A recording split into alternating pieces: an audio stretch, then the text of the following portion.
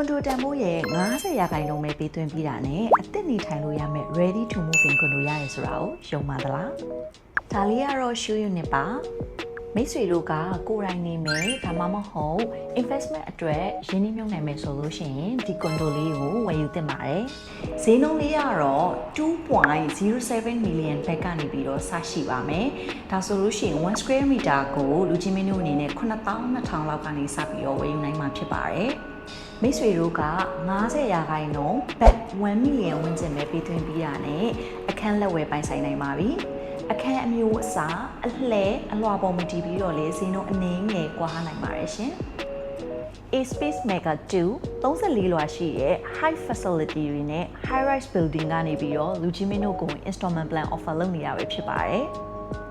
installment အကြောင်းကိုအသေးစိတ်ရှင်းပြပေးချင်ပါတယ်90ရာခိုင်နှုန်းပေးသွင်းပြီးတာနဲ့ sales and purchase agreement contract ကိုရရှိမှာဖြစ်ပါတယ်ချက်ချင်း move in သို့မဟုတ်အငှားတင်လို့ရပါတယ်9လမြောက်မှာ30ရာခိုင်နှုန်းပေးမယ်18လမြောက်မှာ 20% payment ကိုပေးသွင်းပြီးတာနဲ့ ownership process ကိုလွှဲပြောင်းပေးတော့မှာဖြစ်ပါတယ် A Space Mega 2 อ่ะဆိုလို့ရှိရင်18လအရေးကြနဲ့ရတဲ့ foreign quota freehold condo မျိုးစားပဲဖြစ်ပါတယ်